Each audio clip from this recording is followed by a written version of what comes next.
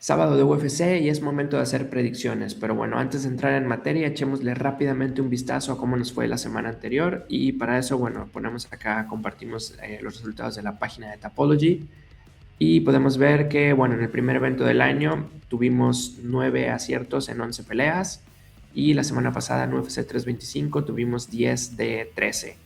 Traemos aproximadamente un porcentaje del 79% de efectividad y vamos a tratar de mantenerlo esta semana, así que echémosle un vistazo a la cartelera del día de hoy.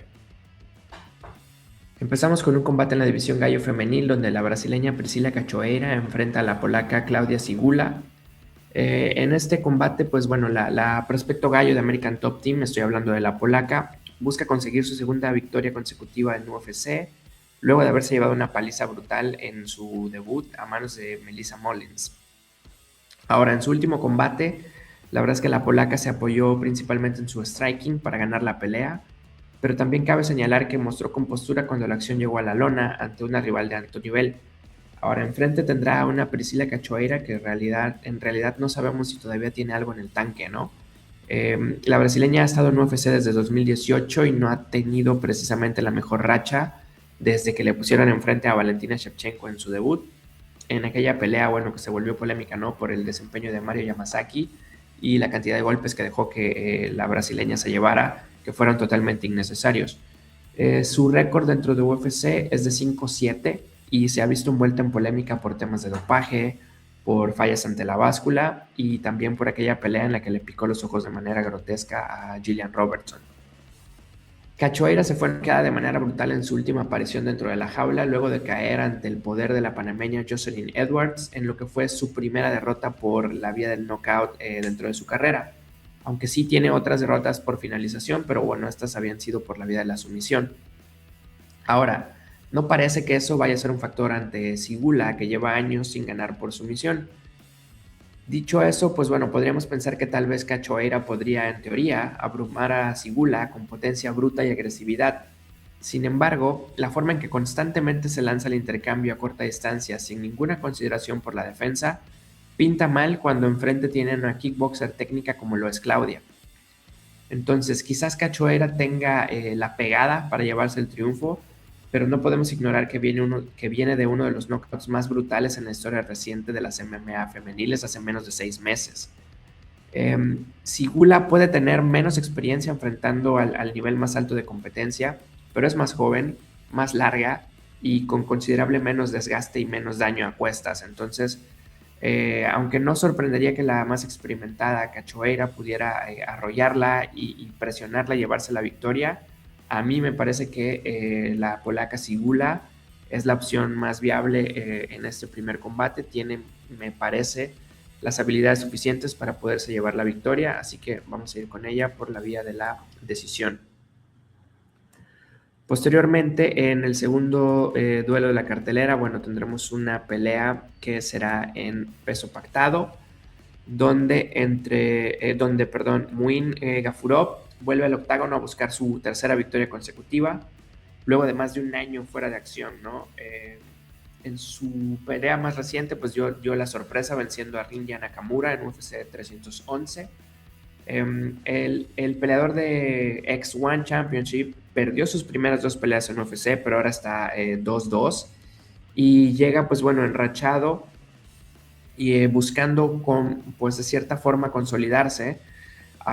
El tipo es una amenaza en cualquier fase del combate, con un juego de sumisiones pues eficiente, no nada espectacular, pero eficiente, y potencia en la pelea de pie que tal vez ha sido un poco subestimada, ¿no? Por ahí Said Nurmagomedov logró someterlo con una guillotina en su segunda pelea en UFC, pero Gafurov nunca ha sido finalizado por golpes en casi 30 peleas profesionales.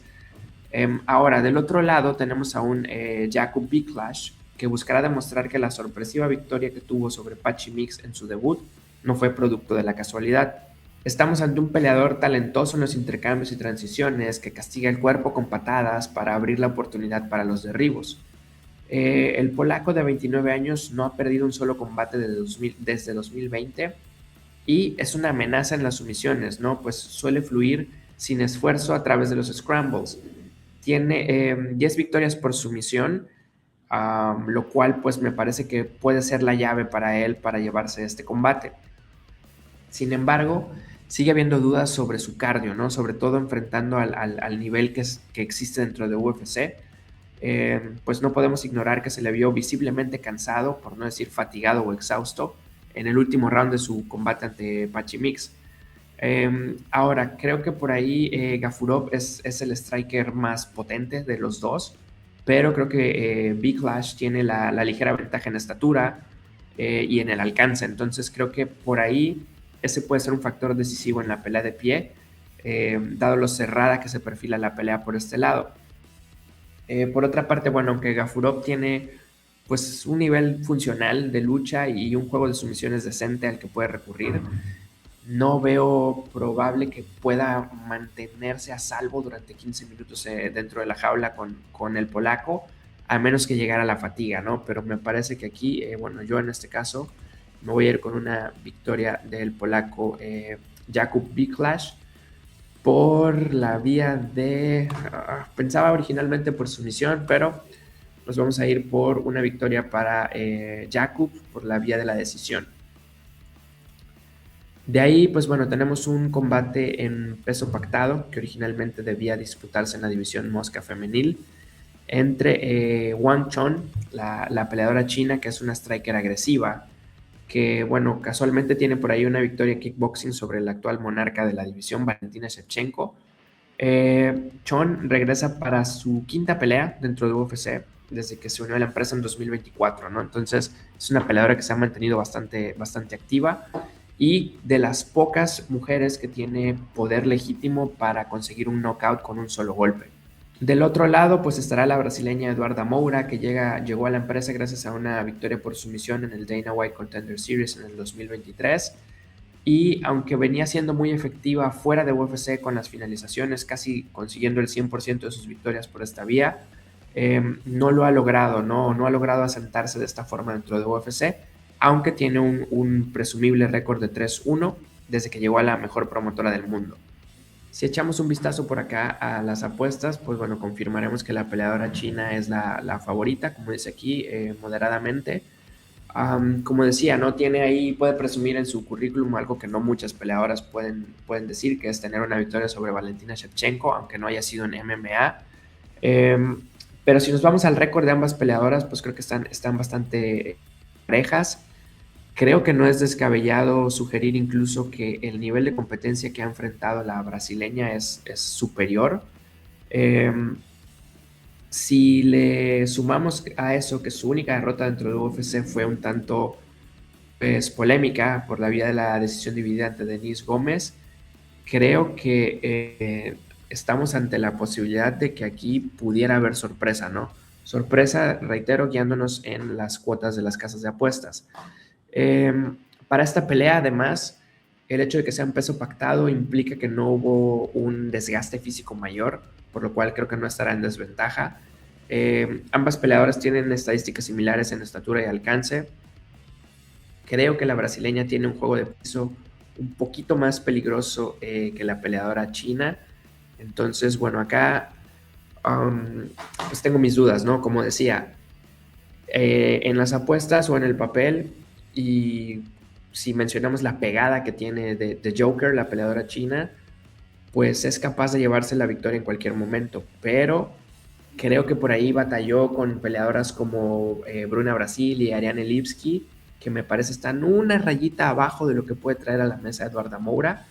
Entonces creo que yo acá, sí, me parece que sí, nos vamos a ir por la sorpresa y nos vamos a decantar por una victoria de la brasileña Eduarda Moura por la vía de la decisión.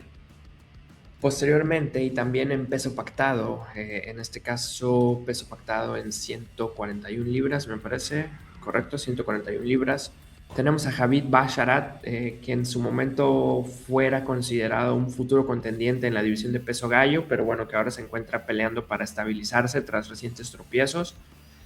Su juego se basa mucho en el kickboxing de alto volumen, juego de pies afilado y presión constante, lo que le permite abrumar a sus oponentes a lo largo de 3 asaltos. Si bien sus derrotas recientes expusieron pues que tiene limitaciones contra luchadores que sean físicamente más fuertes que él, y que puedan mantenerse disciplinados en los contraataques. Creo que aquí tiene la ventaja, pues estará enfrentando a un debutante que tomó la pelea con poco aviso. Estamos hablando, por supuesto, de Gianni Kryptonita Vázquez, que bueno, debuta entrando de reemplazo de último minuto y que bueno, pues lo hará enfrentando a un peleador que ya tiene un largo recorrido, ¿no? Vázquez estará entrando a UFC, pues bueno, solamente con unos cuantos días de aviso para este combate. Es un peleador agresivo, es un peleador oportunista que prefiere imponer su voluntad desde temprano. Suele pelear con intención, buscando capitalizar aperturas en vez de asentarse en intercambios largos. Ese enfoque me parece que lo puede hacer peligroso en los primeros minutos. Si estamos hablando de que tomó la pelea en corto aviso, pues tal vez el campamento no haya sido el ideal. Creo que podría ser esa la apuesta, ¿no? Salir a darlo todo al principio y tratar de buscar un golpe que cambie el curso del combate. Pero bueno, cuando se enfrente a peleadores que buscan imponer el ritmo, tratar de encontrar su distancia, creo que aquí pues es donde puede tener ciertos problemas, ¿no? Pero reitero, tendría que el mexicano tratar de apoyarse en el instinto, en la dureza y la compostura para tratar de mantenerse eh, consciente de su consumo de cardio para no quemar todo en los primeros momentos del combate. Sin embargo, el camino a la victoria pues sigue siendo ese, ¿no? El salir agresivo, el tratar de forzar intercambios y poner a prueba a Basharat antes de que pueda sentarse. Si no logra que eso rinda frutos, pues bueno, es probable que la diferencia de experiencia se vuelva evidente conforme avance la pelea. Eh, en el papel, pues Basharat debería de poder sobrevivir cualquier tormenta inicial, administrar la distancia y poco a poco tomar el control mediante volumen y movimiento, ¿no? Entonces, a 3 asaltos, creo que su experiencia y su capacidad para dictar el ritmo del combate deberían ser decisivos. Eh, Creo que esto puede ayudarle a enmendar el camino. Me encantaría ver una victoria de Gianni Vázquez, pero creo que en esta ocasión la balanza se inclina en favor de Basharat, probablemente por la vía de la decisión. En el siguiente duelo de la cartelera, pues bueno, tenemos una pelea de brasileñas, Bruna Brasil enfrentando a Ketlen Souza en la división de peso paja. Bruna Brasil, del equipo de los Fighting Nerds, se caracteriza por un enfoque que prioriza el boxeo, que suele mostrar su mejor versión cuando logra trabajar a la distancia, escoger sus golpes y combinar eso con un control en el clinch contra la malla. La victoria más importante de su carrera sigue siendo su triunfo por decisión, donde mostró bastante compostura ante Molly McCann en Londres. Eh, pero desde esa actuación, pues bueno, ha batallado un poco para mantenerse consistente, ¿no? En su último combate fue claramente superada en ritmo por la peleadora china a la que enfrentó y recibió un volumen alto de golpes, ¿no? Antes de por ahí, bueno, después enmendar el camino en Road to the UFC y conseguir otra victoria. Sigue siendo una peleadora fuerte y técnicamente sólida, particularmente en la distancia corta, pero creo que sus peleas recientes generan un poquito de dudas, ¿no? Sobre qué puede hacer cuando se topa con peleadoras que buscan imponer el ritmo. Y Ketlen Souza es justamente eso, es una peleadora de presión física y con capacidad comprobada para finalizar. No es necesariamente la más fina de las strikers, pero lo compensa con potencia, presión hacia adelante y disposición para intercambiar. Aunque sus últimas dos presentaciones terminaron en derrotas por decisión dividida ante Piera Rodríguez y Angela Hill, su combate con Angela Hill fue muy competitivo y extremadamente cerrado. Incluso en la derrota, Souza mostró capacidad para conectar volumen significativo y dictar los intercambios físicos, reforzando que sigue siendo una presencia peligrosa en esta división. Es probable que la pelea transcurra mayormente de pie, donde creo que el contraste de estilos es claro. Bruna Brasil es la peleadora más técnica, más limpia y que puede tratar de alargar el combate o de ensuciarlo un poco, trabajando desde el clinch y controlando posiciones, pero sus dificultades recientes para soportar el volumen de golpes de sus oponentes creo que la deja un poco vulnerable si la pelea se va a las tarjetas. Um, por el otro lado, la velocidad, la potencia y la disposición de Souza para lanzar golpes buscando acabar el combate, creo que le puede dar ventaja ante la mirada de los jueces, particularmente si logra sacar la mejor parte en los intercambios, ¿no? Creo que, reitero, la apuesta de Brasil tendría que ser controlar el ritmo, alentar el combate para tratar de mermar un poco la agresividad, la presión y el volumen que puede tirar Sousa. Pero bueno, acá yo la verdad veo una victoria para Ketlen Sousa. Estaba pensando más que sería por la vía de la decisión, pero bueno, llevo varios picks por decisión, entonces vamos a variarle un poquito y nos vamos a ir por un knockout técnico tarde en el combate por desgaste en el tercer round, ¿no? De ahí, pues bueno, esto nos lleva a una pelea de peso welter en la que tenemos a un peleador como Nikolai Veretennikov que estuvo a punto de no poder participar en esta pelea, tuvo ahí un par de cambios de oponentes. Es un peleador que, bueno, es de los pocos que ha llevado al ecuatoriano Michael Morales a la decisión de los jueces y que viene de una pelea por decisión ante Punael Soriano en UFC 320. El tipo es un welter que ha tenido muchas batallas, que tiene mucha experiencia, que 10 de sus 13 victorias han sido por la vía de la finalización, pero que no necesariamente se ha reflejado durante su paso por el octágono de UFC. El peleador llega a su quinta pelea dentro de UFC con un récord de 1-3, nada que presumir, y su única victoria fue ante Francisco Prado, que ya no está en la promotora. Por ahí, bueno, perdió una decisión polémica y se podría decir que le pararon una pelea pues antes de tiempo cuando perdió ante Austin Vanderford. Pero bueno, estará enfrentando a un Nico Price que tomó la pelea con muy, muy poco aviso y que necesita desesperadamente una victoria. Como sabemos, Nico es el clásico peleador de matar o morir, pero le ha venido pasando mal últimamente. Es el único peleador en la historia de UFC en conseguir más de un knockout desde la posición inferior, es decir, desde el suelo, pero su tendencia a confiar de más en su barbilla y plantarse a intercambiar golpes en la corta distancia le ha costado en más de una ocasión, ¿no? Hace unos años, The Hybrid Nico Price era conocido por su aguante precisamente, pero no ha vuelto a ser el mismo desde aquella derrota por knockout ante Robbie Lawler en UFC 290. Y además, ya venía de algunos knockouts, algunas derrotas por knockout. Entonces, creo que si bien ambos llegan a este combate con la necesidad de ganar, Veretennikov pues no se vería tan afectado por una derrota, mientras que Price creo que si pierde se va de UFC, ¿no? Como decía, Veretennikov obviamente necesita la victoria, pero recientemente le renovaron el contrato, entonces tal vez eso le quite un poco de presión y le deja claro que UFC sigue creyendo en él, mientras que Nico Price, pues bueno, reitero, podría estar peleando por su permanencia dentro de la promotora. Todo eso, pues obviamente lo sabe Nico Price y creo que por ahí tendrá que pensar que su trabajo está en juego y no sé si eso lo haga pelear con más desesperación.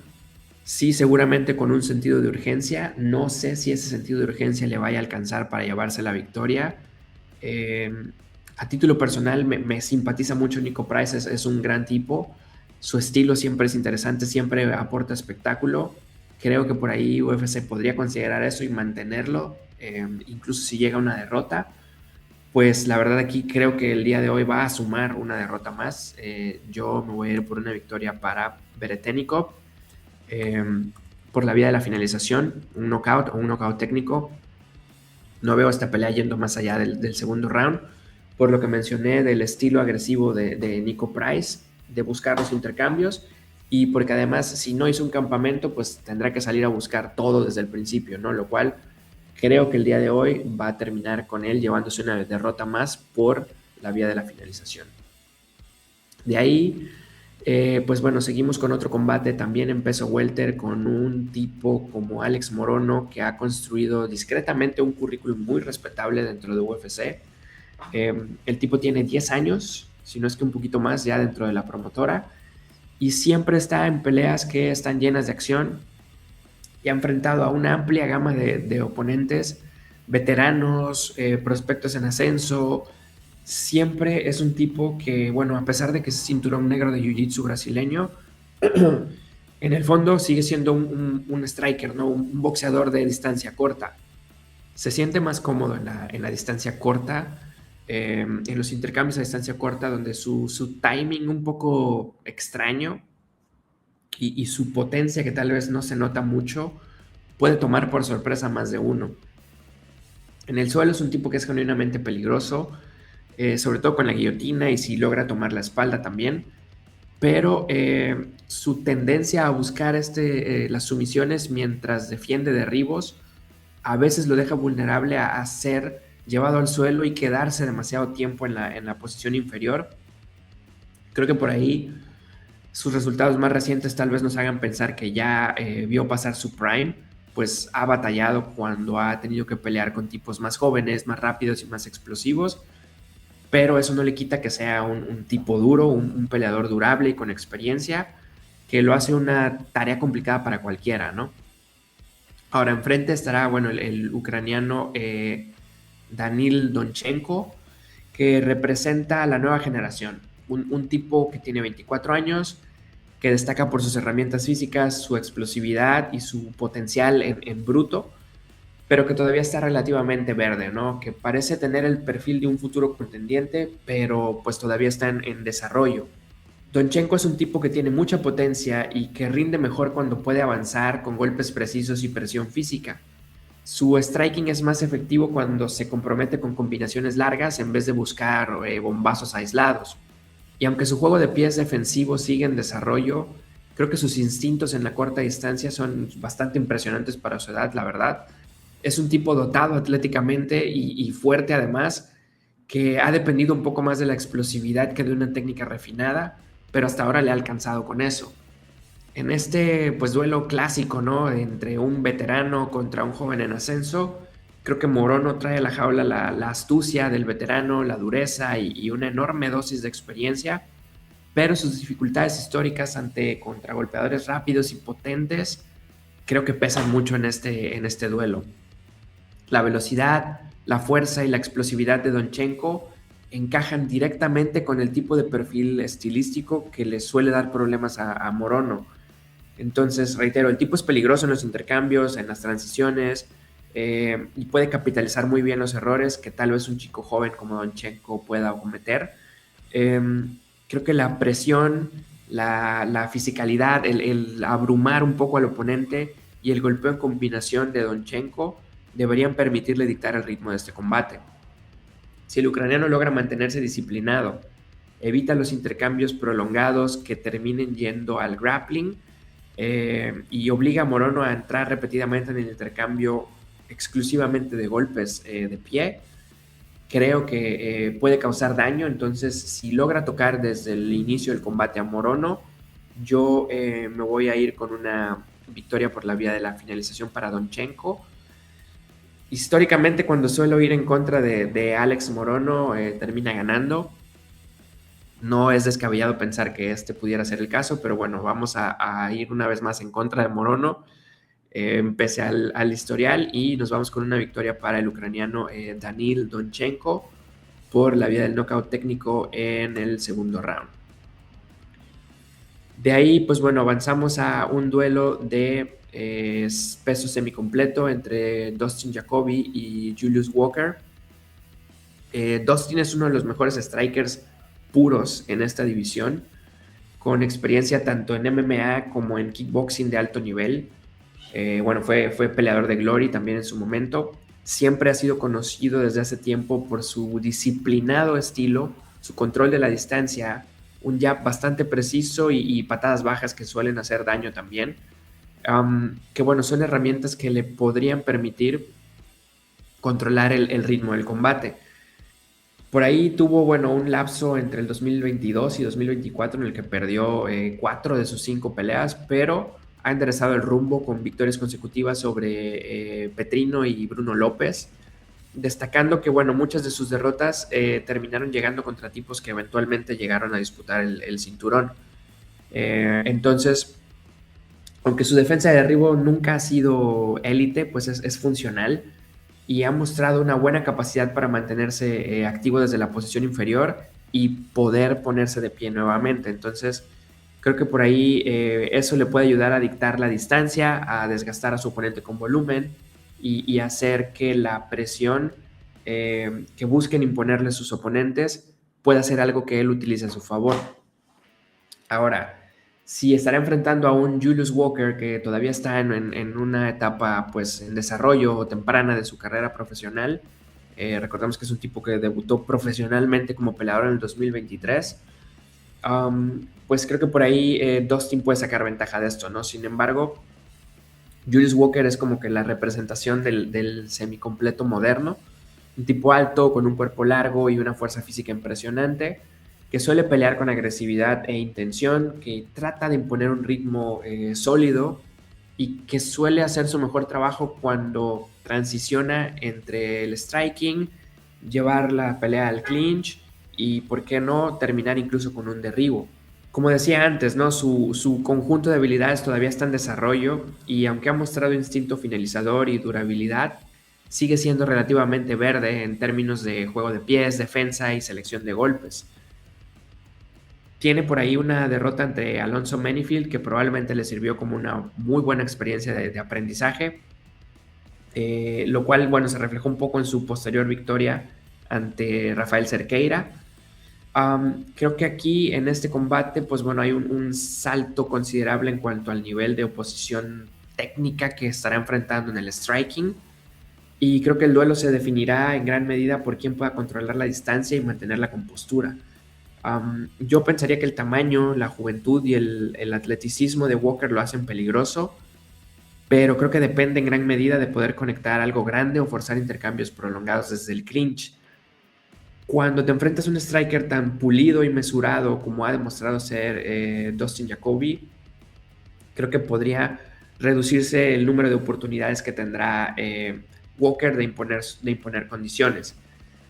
Además, reitero, la capacidad de Dustin para controlar la distancia con el jab y las patadas a la pierna, desplazarse lateralmente, le deberían de permitir ir desarmando a Walker conforme el combate vaya avanzando.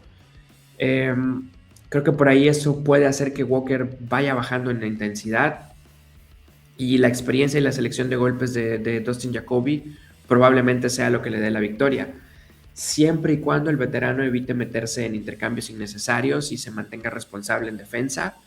Creo que debería poder asegurar los daños, debería poder asegurar los asaltos y hacer suficiente daño durante ellos para que eso le alcance para llevarse una victoria que probablemente llegue por la vía de la decisión. Posteriormente, bueno, nos vamos a un combate en peso gallo, donde estará el segundo de los hermanos Basharat, Farid, enfrentando al brasileño Jean Matsumoto.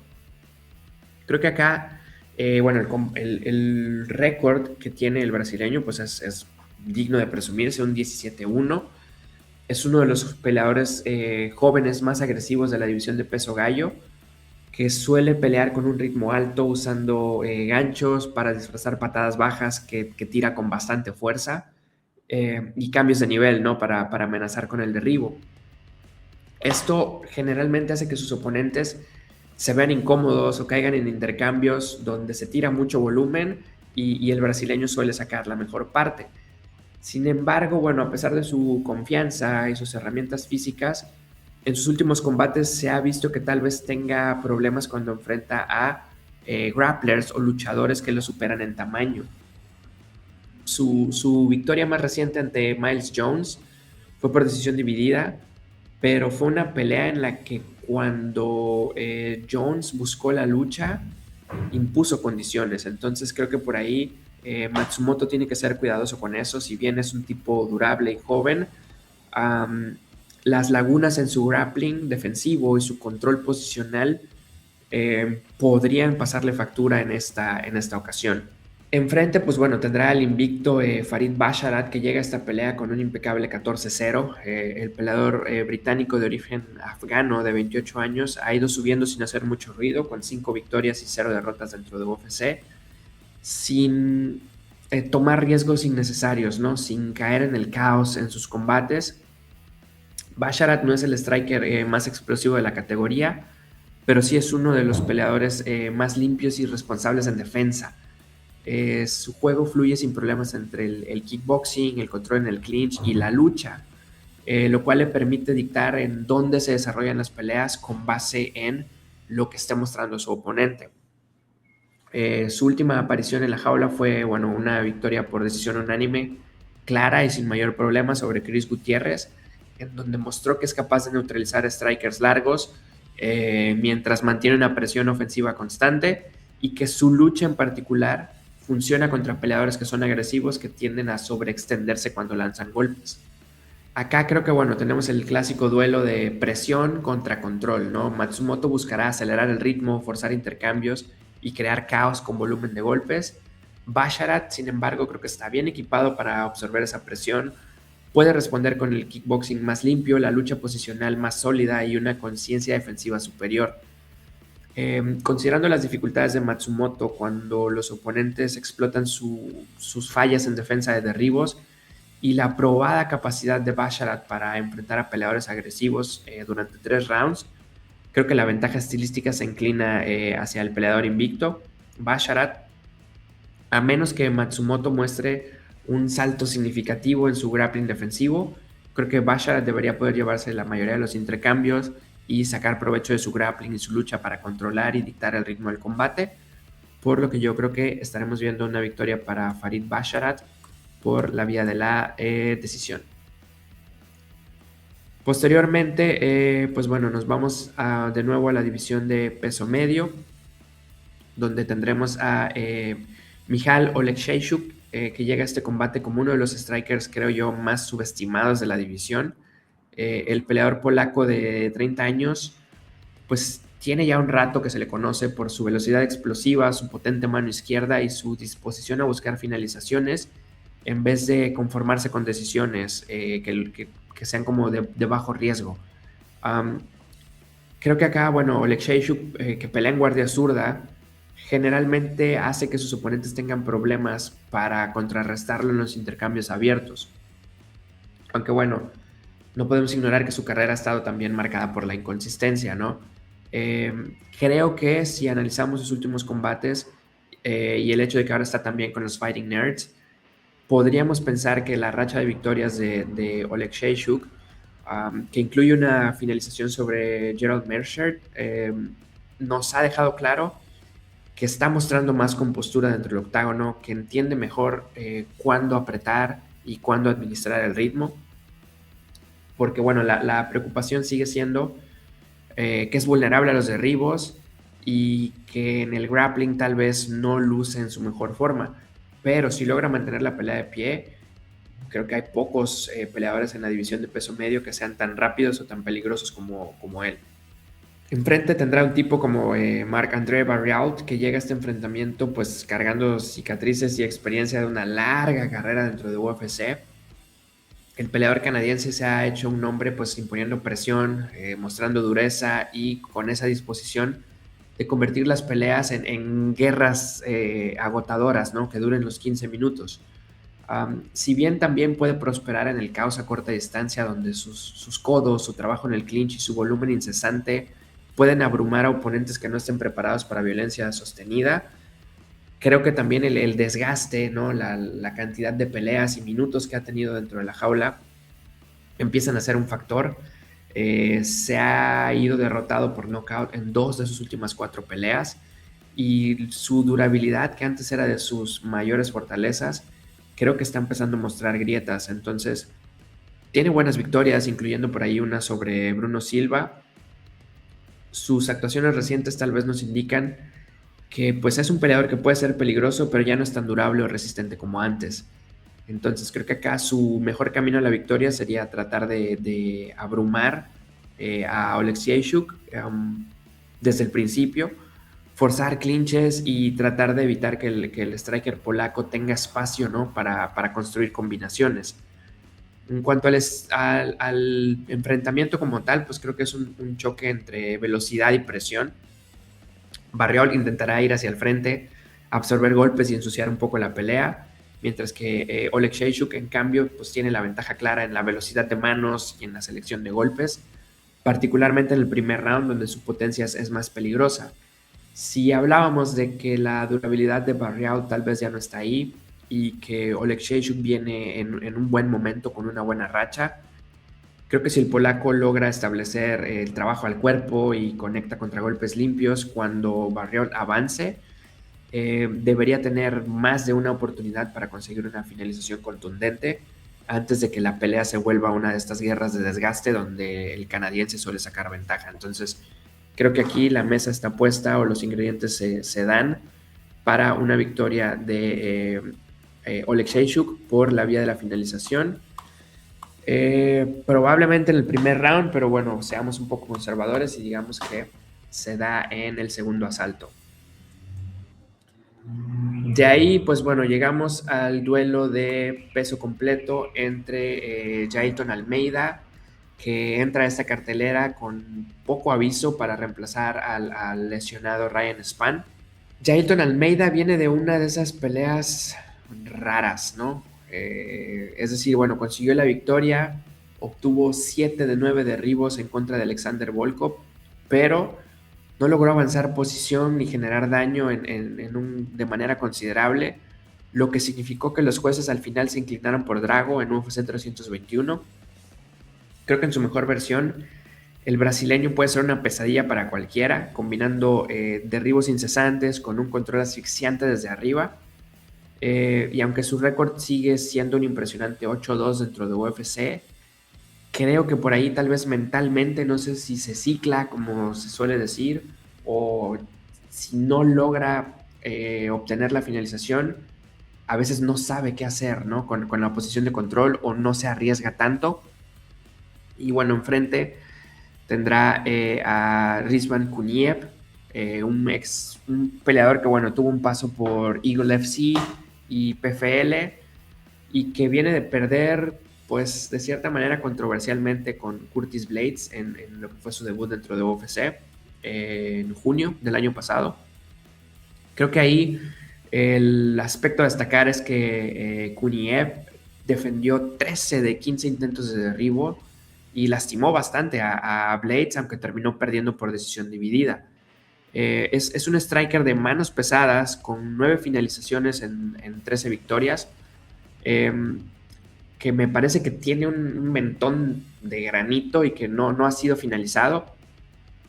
Y como decía, bueno, por ahí tal vez el dato a cuestionar es que en su pasado tuvo por ahí un par de temas con el dopaje, pero creo que es un tipo que tiene con qué hacer frente a las herramientas que trae Almeida a la jaula. Ahora, lo otro a considerar es que, bueno, pues optó por mantenerse en la cartelera, aceptó un combate ante un Jailton Almeida que no cualquiera se anima a enfrentar. Y creo que por ahí, bueno, como decía, a Almeida se le ha criticado un poco por su estilo, pues totalmente de grappling, que ha sido exitoso contra la gran mayoría de sus oponentes, pero que no funcionó contra tipos como Alexander Volkov y Curtis Blades. Entonces, bueno, creo que por ahí, pues es una buena oportunidad para Almeida para quitarse esa reputación de sábana mojada, ¿no? Digamos. Y que enfrentando, reitero, a tipos que están fuera de la élite, como podría ser el caso de Kuniev, pues en teoría podría ser suficiente lo que ha mostrado para poderse llevar otra victoria con Ground and Pound o sometiéndolo incluso después de controlarlo durante un largo rato a ras de lona. La única pregunta acá es si habrá algún cambio en su mentalidad por lo que vivió en el último combate, por las críticas que ha recibido, o si saldrá con la misma estrategia de siempre y si los jueces lo respaldarán esta vez. El detalle que no podemos ignorar es que Kuniev ha mostrado excelente defensa de derribos, sobre todo en su combate contra Curtis Blades, y que creo que puede tratar de seguir el plano, la estrategia que han usado los peleadores que han derrotado a Almeida, ¿no? Intentando hacer daño desde la guardia o en el clinch cuando Almeida busque luchar, y que además tiene seria potencia de pie y es más que capaz de castigar una distracción momentánea en la concentración de Almeida y conseguir un golpe que le dé el knockout. Creo que acá, bueno, sin duda el ruso tiene con qué ganar la pelea. El conjunto de habilidades y el historial de éxito de Almeida significan que sigue siendo la elección más segura, le vamos a echar por acá un vistazo a las apuestas y a las predicciones de la comunidad. Es ligero favorito Almeida, pese a tomar la pelea con un corto aviso. Y en las predicciones es amplio favorito, ¿no? Almeida. Reitero, la lógica sería pensar en una victoria de Jailton Almeida. Sin embargo, porque la verdad es que no soy fan de su estilo y de lo que ha mostrado recientemente, pues para variarle un poco y para arriesgar un poco, me voy a ir con una victoria poco probable de Rizvan Kuniev. No sé si por la vía de la finalización o sí, vamos a pensar en que si ya fuimos con Kuniev, vamos por la finalización por nocaut técnico en el segundo round del combate. De ahí, pues bueno, llegamos a la pelea coestelar de este evento en la división Mosca, en la que tendremos a un Amir Albazi que busca enmendar el camino luego de su primera derrota en UFC. Albazi comenzó ganando sus primeras 5 peleas en la promotora, haciendo que los fans lo consideraran un contendiente legítimo en la división. Pero creo que todo eso cambió después de sus últimas 2 peleas, ¿no? Aunque obtuvo la victoria por decisión contra Kai Kara France en el 2023, para muchos el resultado debió haber favorecido al australiano. Hay gente que incluso lo tilda como un robo. Entonces creo que eso le quitó un poco de puntos a Albazi. Si después además en su siguiente combate sufrió una derrota clara por decisión ante Brandon Moreno, pues por ahí hay quien aplica la clásica frase de fraud check, ¿no? Que es como, bueno, estaba inflado de más, pero ya se vio que es un fraude. No sé si yo llegaría a ese extremo, e incluso no sé si lo diría si es que llega a asomar una derrota en esta ocasión, porque bueno, enfrenta a un tipo durísimo, como lo es Kyoji Horiguchi, uno de los mejores que ha existido en 125 libras, que fue campeón de peso mosca y gallo de Rising y de Bellator, y que tuvo un regreso sensacional a UFC luego de haber firmado un 7-1 en su primera etapa. Si se lo preguntan, esa única derrota que sufrió hace unos años en UFC fue pues precisamente ante el mejor de todos los tiempos, Demetrius Mighty Mouse Johnson. Entonces creo que el nivel de Horiguchi es excesivamente alto. Es un peleador que suele ser contragolpeador, de manos pesadas, con muy buena lucha y con un juego de sumisiones que a veces ha sido subestimado, ¿no? Porque no lo usa tanto, pero está ahí. Sí, probablemente se acerca al final de su carrera, pero su última actuación nos dejó claro que le sigue quedando más que suficiente en el tanque para intentar una vez más acercarse al cinturón de UFC, ¿no? Sobre todo si vemos pues no sé, la situación actual de la división, creo que Horiguchi tiene lo necesario para poderse acercar. Ahora, si nos vamos de lleno a lo que es este combate, reitero, la posición de Albazi en el ranking se siente un poco cuestionable, mientras que Horiguchi está más que probado ante la élite. Entonces creo que acá el veterano japonés es un maestro técnico que típicamente solo pierde contra peleadores que logran conectar un golpe sorpresivo. Eh, Mientras que Albazi, pues sí, tiene potencia, pero un knockout sobre Alessandro Costa hace más de 3 años no me parece suficiente evidencia como para convencerme de que tiene lo necesario para apagar a Horiguchi. Sinceramente no veo un área de este combate en la que Albazi tenga ventaja sobre Kyoji, por lo que confío en la victoria del japonés, probablemente incluso consiguiendo una finalización. No sé si irme con una sumisión, porque no he puesto sumisiones creo el día de hoy, pero nos vamos a quedar con la finalización por la vía del knockout o knockout técnico en el segundo round. Y de ahí, pues bueno, llegamos a lo que es la pelea estelar de esta cartelera, un interesante duelo en peso gallo entre Mario Bautista y el brasileño Vinicius Oliveira.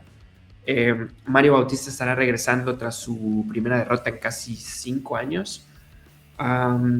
Bautista pues es un striker, ¿no? Pulido, con un juego de piso pues también bastante bueno, que venía con la tercera racha más larga de victorias en la historia de peso gallo antes de toparse con Umar Nurmagomedov en su última salida. Tenía 8 victorias consecutivas que lo tenían ahí tocando la puerta, ¿no? Para conseguir una oportunidad por el título.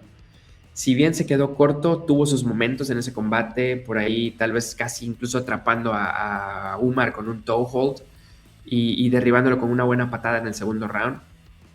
Entonces, aunque viene de una derrota, pues creo que su motivación o su valor o su percepción ante los fans sigue estando pues tan alta como nunca, ¿no?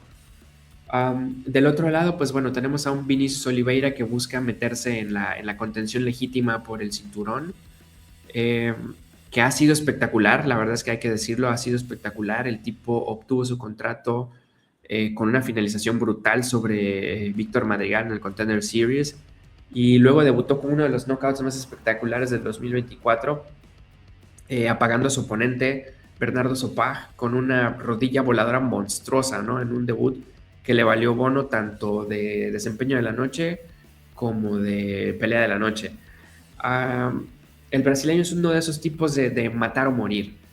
Tiene más de 10 victorias por knockout, pero también ha sido noqueado brutalmente en las 3 derrotas que tiene en su carrera. Entonces, aunque tal vez no ha tenido otra finalización contundente dentro de UFC después de la que tuvo en su debut, pues sí tiene una racha de 4 victorias, ¿no? Superando por ahí a Ricky Simón, Said Nurmagomedov y Kyler Phillips. Entonces, bueno, creo que es un peleador que no será una pieza fácil para Mario Bautista, pero que sí trae a la mesa pues el peligro constante de un finalizador monstruoso, ¿no? Aunque no lo haya logrado en sus últimos combates. Creo que el brasileño o su estilo es que si huele sangre en el agua, se va a lanzar con todo en busca de la finalización. Y aunque Bautista es más un peleador de decisiones, creo que sigue siendo el favorito en este duelo. Tal vez ya no tenga, o más bien tal vez no tenga el instinto finalizador que sí tiene el brasileño, ni la capacidad del brasileño de conseguir finalizaciones, pero sigue siendo uno de los contendientes más completos en la división de las 135 libras. Más allá de una sorpresiva derrota por nocaut técnico ante Trevin Jones en el 2020 o 2021, creo, solo ha perdido contra los contendientes más élite, ¿no? Del peso gallo. Creo que no hay vergüenza en perder con Cory Sanhagen o con el ya mencionado Umar Nurmagomedov. Reitero, Oliveira ha mostrado ser explosivo y capaz de conseguir finalizaciones. Sin embargo, tal vez no estoy tan seguro de que estemos convencidos de que ya pertenece a la élite de la división, ¿no?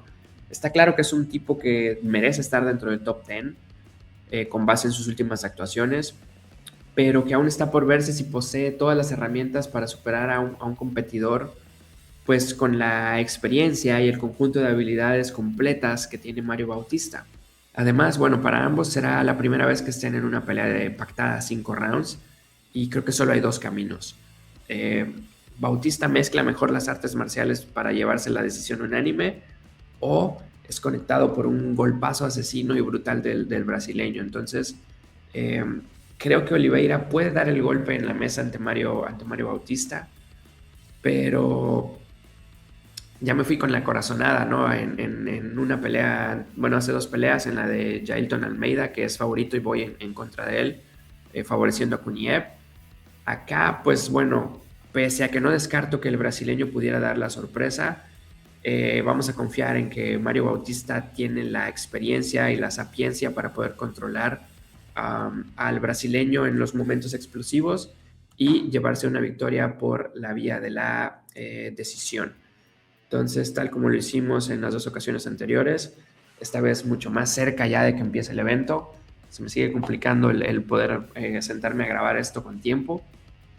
Pero bueno, estas son nuestras predicciones. Vamos a darle aquí guardar para que se guarden y vamos a ver cómo nos va en estos 13 combates que tendremos el día de hoy. De momento, pues bueno, creo que el porcentaje de éxitos sigue siendo arriba del 75%, 78 o algo así.